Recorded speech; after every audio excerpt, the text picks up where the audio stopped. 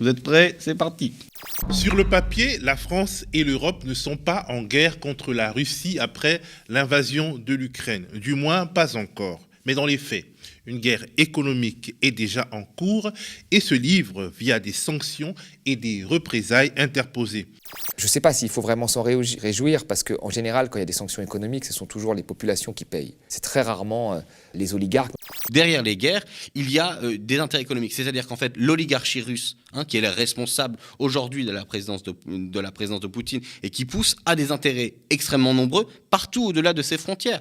Les élucubrations de Vladimir Poutine pour justifier l'invasion du territoire ukrainien ne sont pas plus ridicules que celles qu'on a utilisées pour aller détruire la Libye.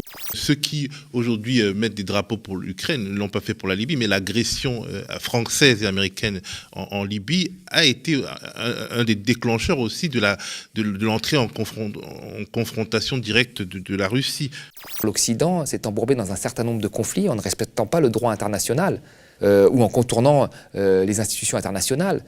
L'Irak, la reconnaissance du Kosovo, la Libye, tout ça sont des conflits où l'Occident ne peut pas dire qu'il a été parfait. Les pays occidentaux n'iront pas mourir à Kiev. Et que c'est ça la grille à comprendre. C'est-à-dire que le peuple ukrainien va être lâché ou est potentiellement en phase de se faire lâcher parce qu'ils ne peuvent pas rentrer dans une guerre généralisée avec la Russie. La messe est dite, comme ces lieutenants laissaient entendre depuis un petit moment. Emmanuel Macron ne participera à aucun débat d'entre-deux tours. Oui, à peine entré en campagne, Emmanuel Macron nous montre assez ostensiblement que la démocratie, c'est pas son truc pour ceux qui avaient un doute, et que la contradiction, c'est pas non plus trop la marque de fabrique du quinquennat. C'est d'abord quelqu'un qui maîtrise les clés de la Ve République. Je suis au-dessus des partis. Macron, maintenant, c'est le garant de la paix, de la tranquillité, de la modération. Voilà. Donc c'est ça, il va sur ce terrain-là.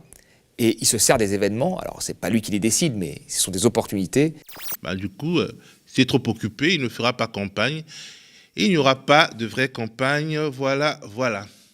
Pourtant, c'est bien avant le début de la guerre, que la guerre en Ukraine a été commencée, que son entourage avait annoncé le fait que son poulain ne participera pas à un débat télévisé de premier tour. L'argument de la guerre est donc fallacieux. Karl Marx disait l'idéologie, c'est la capacité à justifier un ordre social. Il a les cheveux un peu grisonnants, il est beaucoup plus calme, il a changé, il a un chien. Toute cette mise en scène maintenant pour dire que c'est plus le mec qui va tout casser, qui va ubériser l'économie, c'est fini tout ça. Celui qui se présentait en 2017 comme le champion de la modernisation de la vie publique, l'homme de la disruption des vieilles pratiques, entend aujourd'hui profiter à fond des traditions les plus conservatrices de la Ve République. Et dire qu'il y en a qui veulent ça encore pour 5 prochaines années, je vous laisse juger. La réponse, elle ne peut venir que de nous. Il n'y a rien à attendre de ce gouvernement, ni du prochain d'ailleurs, ni des structures étatiques. Partout, nos luttes se développent. Partout, nos voix grondent. Nous en avons assez de subir. Il est temps de reprendre le pouvoir sur nos vies. Il est temps de proposer une alternative.